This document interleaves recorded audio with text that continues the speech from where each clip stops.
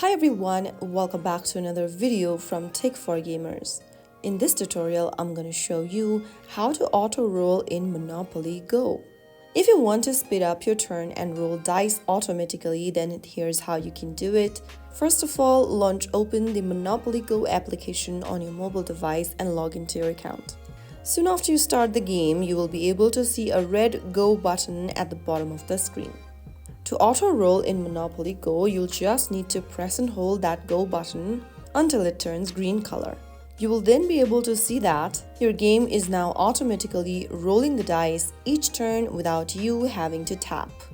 To disable the auto-roll, simply press on the green button once again and you will then be able to disable the auto-roll as well.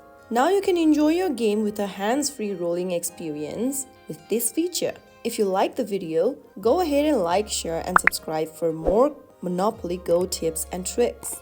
I will see you in the next video. Thank you for watching.